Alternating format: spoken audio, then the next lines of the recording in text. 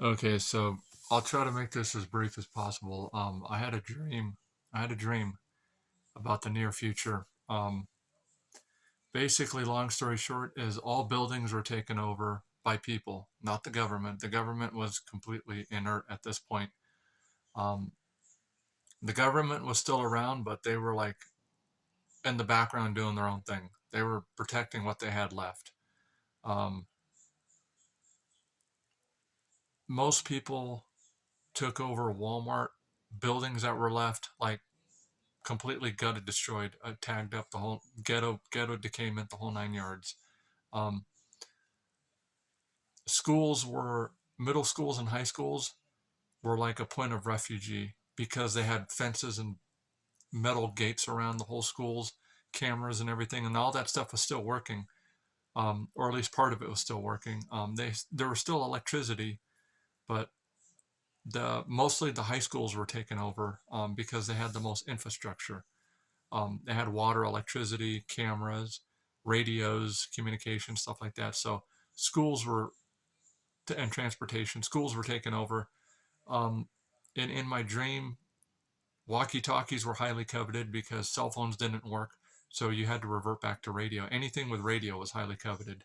Um, because there was no internet. People had cell phones, but they were worthless. They were door jammers, door stoppers, because cell phones without an infrastructure won't work unless they have like a built-in walkie-talkie. Oh, well, no, not without infrastructure. Cell phones are worthless, and unless they have like a built-in two-way radio, which there's only one in the market that I know of, and it's the one right here in my hand that can work without. There's only one that I know of, and I'm holding it right here in my hand. But anyways, um, so in my dream, there were lots of young kids, lots of white people, and most of these kids were like in their teens to early 20s.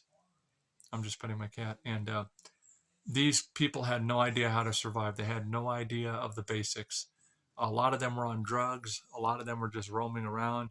A lot of them were just like trying to be cool and, hey brother, how you doing? Some of them were roaming to see what they could seek, kill, and destroy, to see what they could get.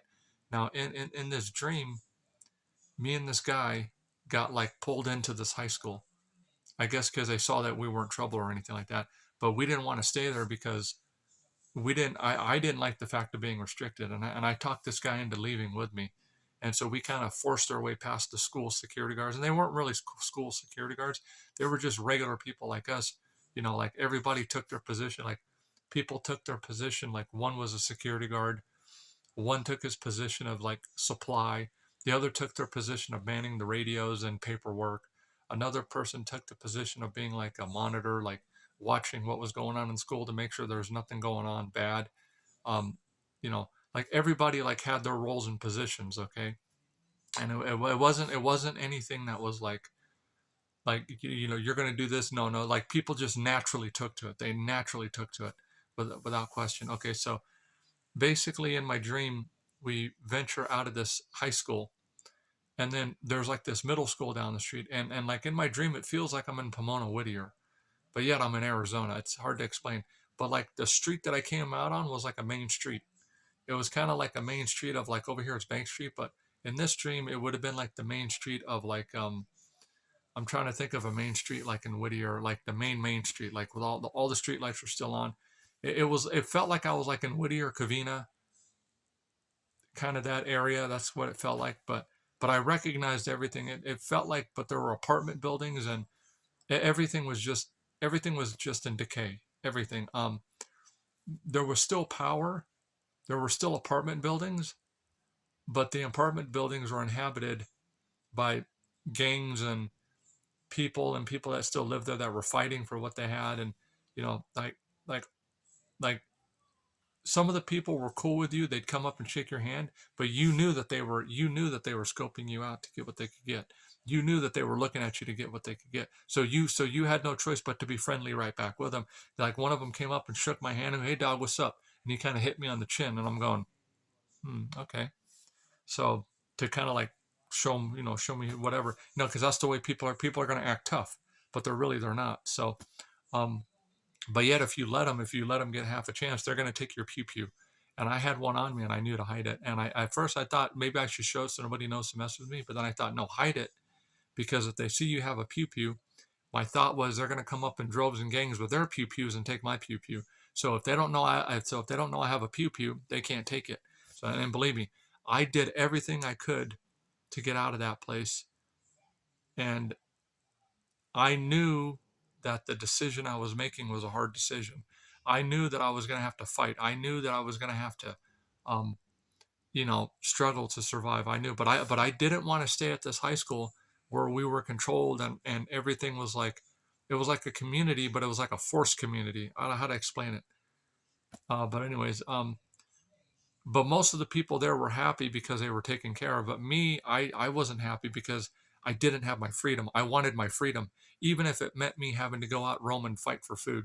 I wanted my freedom. I wanted my freedom, and I did everything I could to get past those security guards. And the last security guard, uh, she tried to trip me. It was a female, kind of a buff female, and I got right past her, with a little bit of, and then she chased down after us, and she's talking to us. She goes, you guys don't know what you're doing. You guys are going to get out there and get in a lot of trouble and get yourself killed. And I told the guy, I looked at him, I said, just ignore her, um, because I told the guy, I said, this isn't anything I haven't had to do before. So what's the worst that can happen? I get killed, whatever. But um, because I looked right at the guy and I said, "You believe in God?" He goes, "Yeah." I go, "So do I." So I just I wasn't against staying in this community, but I just didn't want to stay there. I didn't want to stay there. So, but anyways, that's basically my dream. And the last part of my dream ends with me and this guy. We're like walking down this main street. We're looking into like this shop, which is like right next to apartments. It's like it looks like it used to be like a donut shop or whatever. It used to be like right next to these apartments. And there's like this Native American guy, this white veteran guy, and another white guy. And the white veteran guy with long black hair like mine, but his was like down to here, you know, or maybe long dark brown hair or whatever. But it was a tall white guy, tall white guy. Um, he gets in this red Ford F-150 parked out front, and the only cars that were running were cars that were not controlled by the internet. Like early 2000s and like 90s vehicles were the only vehicles left running, and you only saw a vehicle going up and down the street like once every 2 hours, once every 3 hours, like because everybody was conserving everything, energy, food, fuel, and money was completely worthless.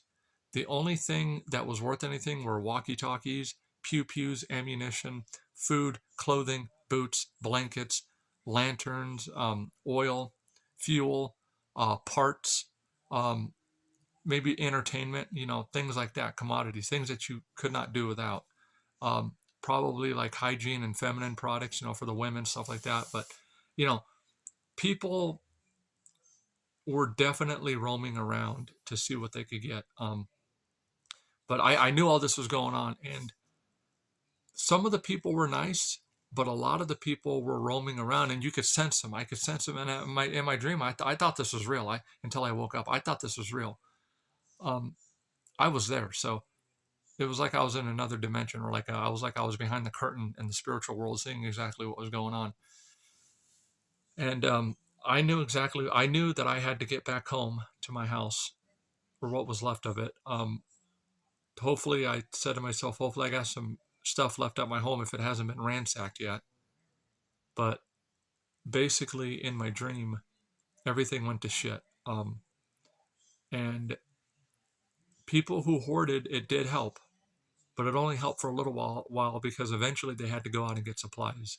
They had to go out and venture out and do farming, and of course any type of supplies or farming in my dream, people would come and steal, would get ransacked. And it wasn't really stealing by force. It was more so like they would do it when you weren't looking. They would do it when the least amount of resistance, because these people themselves didn't want to really get hurt. They acted tough to survive, but they really didn't want to fight, and neither did I.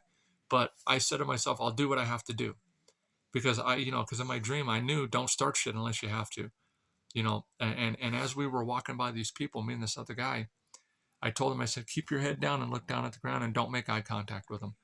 And one of them ended up making eye contact with us. So that was the one that I had to like fist bump, and he hit me on the chin a little bit, like kind of, and I was like, okay, whatever. So, and we kept walking, but, um, But yeah, in my dream, um, in my dream,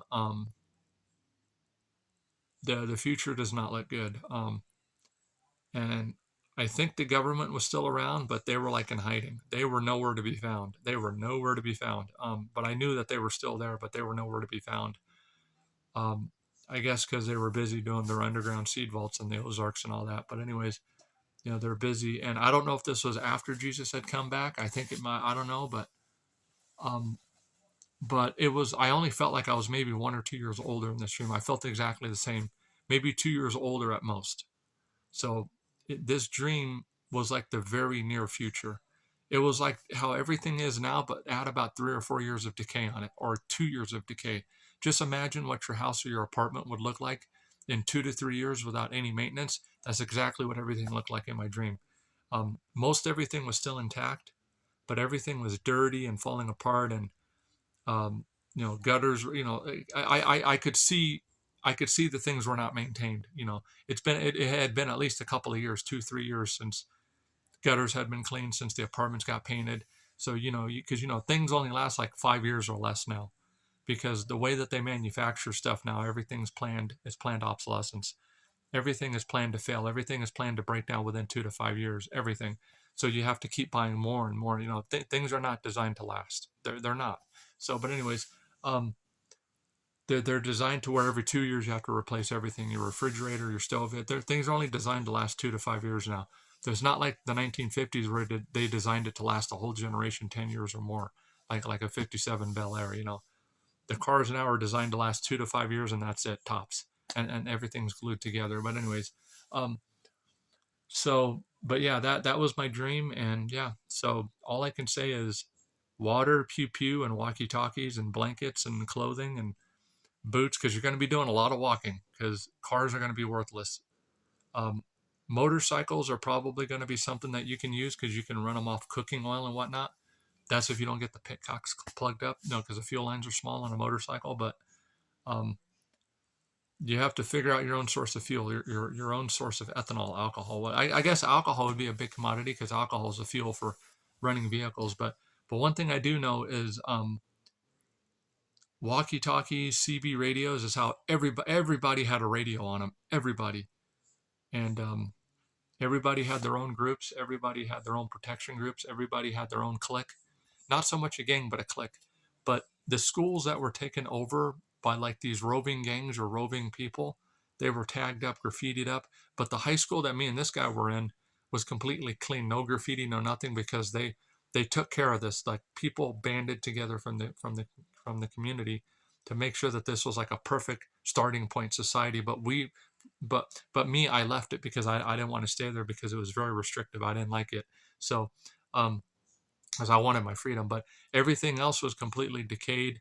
Like I said, I saw in this dream, I saw everything from young kids on drugs to young kids looking to what they could get to young kids trying to be friends with. Like it was a mishmash of everything and anything and everything between. Okay, but anyways, so yeah, that's my dream, and just know that it was a lot of young white kids. Looking to get whatever they can get, and a few Native Americans sprinkled in there. And there was a few Mexicans, but you know, Asians. I didn't see very many Asians. I don't think I even saw one in my dream. But when I had this dream, it seemed very real. All right, anyways, I rambled on enough, but that's my dream.